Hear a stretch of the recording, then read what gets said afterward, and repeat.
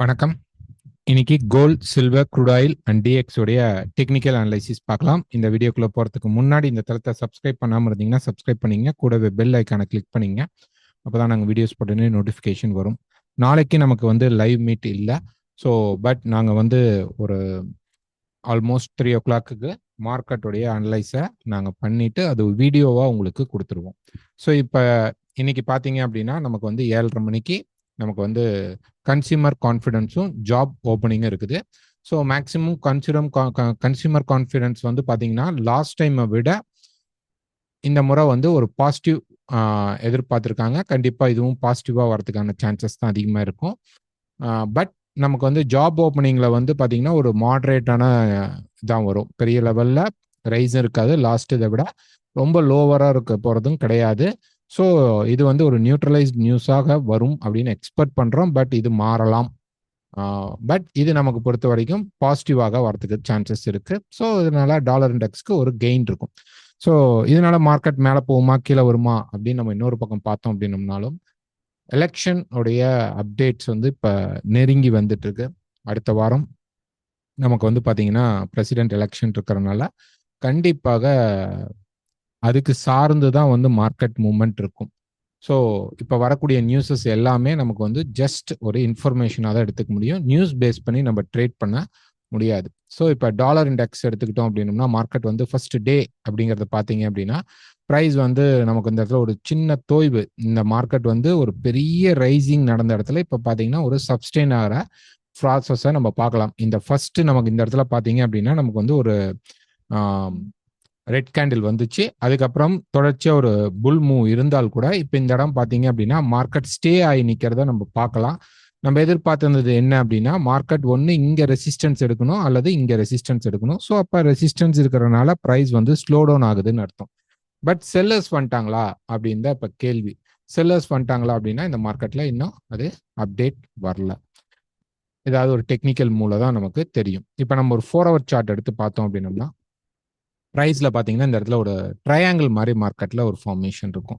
கிட்டத்தட்ட பார்த்தீங்கன்னா இப்படி வரும். ஓகே, கிட்டத்தட்ட கரெக்டாக சொல்லணும்னா இந்த மாதிரி ஒரு ஃபார்மேஷனில் ட்ரையாங்கிள் இருக்குது. ஓகே, ஒரு கிளியர் ட்ரையாங்கிள் தான். இது மேலே பிரேக் அவுட் ஆகுமா அப்படின்னா வாய்ப்புகள் அதிகமாக இருக்கு. பட் ப்ரைஸ் இந்த ஹையை பிரேக் பண்ணாமல் நமக்கு எனி செல் செட்டப் இன்னும் கிடைக்கல. எனி செல் செட்டப் நமக்கு வந்து கிடைச்சிச்சு அப்படின்னா ப்ரைஸ் வந்து கீழே வரும். இந்த பர்டிகுலர் சப்போர்ட் பிரேக் ஆகும்போது டாலர் இண்டெக்ஸ் ஒரு பெர்ஃபெக்டான ரெசிஸ்டன்ஸ் எடுத்து கீழே வரப்போறாங்க அப்படிங்கிறது நம்ம தெரிஞ்சுக்கலாம். ஸோ கீழே வந்து பார்த்தீங்கன்னா கிட்டத்தட்ட நமக்கு வந்து ப்ரைஸ் வந்து நல்லாவே கீழே வர்றதுக்கு சான்சஸ் இருக்கும். ஓகே, டைரக்டா ஒரே ஃபேஸ்ல மார்க்கெட் வராது. இறங்கி ஏறி அதுக்கப்புறம் கீழே இறங்கும். ஸோ ஃபர்ஸ்ட் நமக்கு என்னன்னா இந்த 104 அப்படிங்கிற இந்த லெவல் 104.10 வரும். ஸோ நம்ம 104 அப்படிங்கிற லெவல் வச்சுக்கலாம். ஸோ இந்த 104 ஃபர்ஸ்ட் பிரேக் அவுட் ஆகுதா, அதுக்கப்புறம் 103.80வும் பிரேக் ஆயிடுச்சு அப்படின்னா கண்டிப்பா ப்ரைஸ் வந்து கீழே இறங்குறதுக்கு சான்சஸ் அதிகமாக இருக்கும். இதே மார்க்கெட் திருப்பி மேலே போனால் கூட இது ஒரு ஒரு ஒரு ஃபோர்ஸ் கொடுத்துட்டு திருப்பி சப்ஸ்டெயின் ஆகிறதுக்கு தான் வாய்ப்பு இருக்குமே தவிர பெரிய லெவலில் ஒரு ரேலி கொடுக்க போகிறது சான்சஸ் கிடையாது. இந்த பர்டிகுலர் ஏரியா நமக்கு இப்போ ரெசிஸ்டன்ஸாக வேலை செய்யறதுக்கு சான்சஸ் வந்து அதிகமாக இருக்கும். Next oil. ஆயில் பொறுத்த வரைக்கும் ஒரு டே ஃப்ரேமில் பார்த்தீங்கன்னா நமக்கு வந்து ஒரு கேப் டவுன் வந்திருக்கு. ஸோ இப்போ இந்த தேர்ட் டச்சில் மார்க்கெட் நின்றுட்டு இருக்கு. இன்னைக்கு மார்க்கெட் அப்படிங்கிறது வந்து ரொம்ப ஸ்லோவாக இருக்கு. இப்படியே நின்றுட்டான். ஓகே, மார்க்கெட் வந்து இந்த ஃபேஸ்க்குள்ளேயே இப்போ நின்றுட்டான். நாளைக்கு ப்ரைஸ் வந்து ஒரு ரைஸ் கொடுக்கும்போது எனி செல் செட்டப் நம்ம என்ன பண்ணணும் அப்படின்னா செல் எடுக்கிறதுக்கு ரெடி ஆகிட வேண்டியதான். ஸோ ப்ரைஸ் சப்போர்ட் எடுக்க முடியல அப்படின்னு நம்ம வச்சுக்கலாம். ஒருவேளை இன்னைக்கு மார்க்கெட்ல நமக்கு $70 மேல பிரைஸ் போய் க்ளோஸ் பண்ணிட்டான்.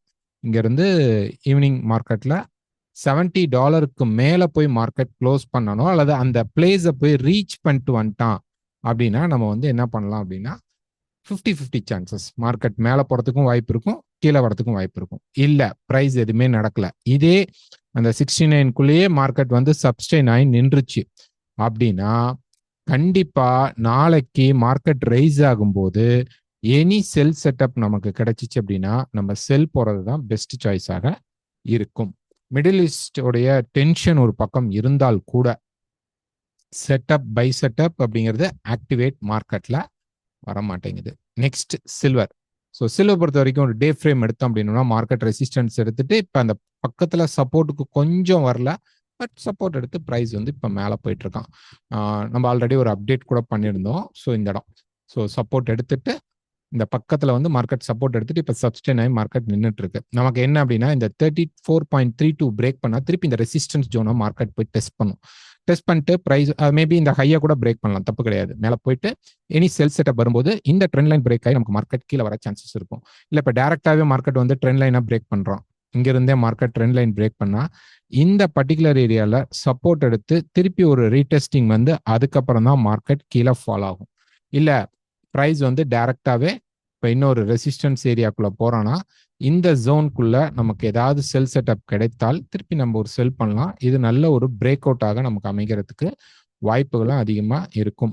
ஸோ சில்வர் பொறுத்த வரைக்கும் இப்போ வரைக்கும் பை ட்ரெண்ட் தான் இருக்குது, அப்சைட் போகிறதுக்கான சான்சஸ் தான் அதிகமாக இருக்குது. நெக்ஸ்ட் பார்த்தீங்க அப்படின்னா நமக்கு வந்து கோல்டு. ஸோ கோல்டு பொறுத்த வரைக்கும் ஒரு டே ஃப்ரேமில் எடுத்தோம்னா ப்ரைஸ் வந்து பார்த்தீங்கன்னா அந்த டாப் ரெசிஸ்டன்ஸில் இப்போ நின்றுட்டு இருக்கான். 2800 வரைக்கும் போகலாமா, 770 தாண்டினா வாய்ப்புகள் இருக்குது. இப்போயும் பையில் தான் மார்க்கெட் இருக்கான். ஒரு 4 ஹவர் எடுத்துக்கிட்டோம் அப்படின்னா மார்க்கெட் இங்கே பார்த்தீங்கன்னா ஒரு ரேஞ்சுக்குள்ளே சப்ஸ்டெயின் ஆகிட்டு இருக்கான். நம்ம 35ல ப்ரைஸ் வரும்பொழுது ஒரு பையிங் எக்ஸ்பெக்ட் பண்ணியிருந்தோம், பட் அதுக்கப்புறம் ப்ரைஸ் வந்துட்டு திருப்பி ரைஸ் ஆகி ட்ராப் ஆகி தான் இப்போ ஆக்டிவேட் ஆகி மார்க்கெட் பை சைடில் போயிட்டு இருக்கு. ஸோ இந்த ஹையை வந்து ஒரு முறையாவது பிரீச் பண்ணுமா அப்படின்னா வாய்ப்புகள் இருக்கு, உடையறதுக்கு சான்சஸ் இருக்கு. இந்த 58க்கு மேலே 59க்கு மேலே மார்க்கெட் உடஞ்சி நமக்கு அந்த 70 லெவல் வரைக்கும் ப்ரைஸ் வந்து மேலே போகலாம். கோல்டை பொறுத்த வரைக்கும் இந்த இடம் பிரேக் பண்ணி மேலே போகலாம். சரி, டக்குன்னு ப்ரைஸ் கீழே வந்தா கூட திருப்பி இந்த பர்டிகுலர் ஏரியாவில் சப்போர்ட் எடுத்து மேலே போகிறதுக்கு சான்சஸ் இருக்கும்.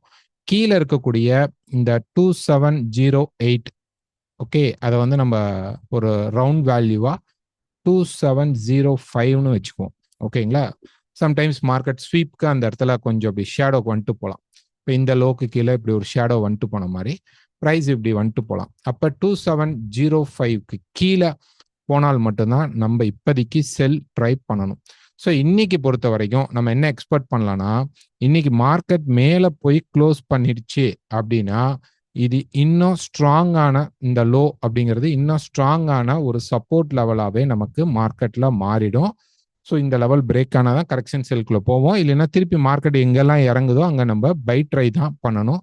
இன்னும் செல் செட்டப் கிளியராக மார்க்கெட்டில் வரல, பை செட்டப்லேயே தான் மார்க்கெட் ஓடிட்டு இருக்கு.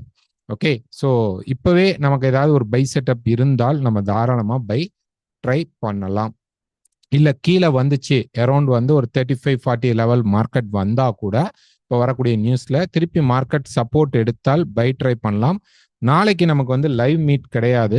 ஸோ அதுக்கு பதிலாக நாங்கள் வந்து திருப்பி மேஜர் பேரும் இந்த வீக்லி ஃபோர்காஸ்ட்டில் வர மாதிரி இருக்கக்கூடிய major pairs and gold silver ஆயிலுக்கு நாங்கள் ஒரு ரெக்கார்டட் வீடியோவாக மார்னிங் ஒரு ஆஃப்டர்நூனில் உங்களுக்கு கொடுத்துட்றோம். ஓகே, ஸோ 7:30 மணிக்கு இன்னைக்கு நியூஸ் வரும் பொழுது கொஞ்சம் பார்த்து ஸ்டாப் லாஸ் யூஸ் பண்ணி ட்ரேட் பண்ணுங்கள்.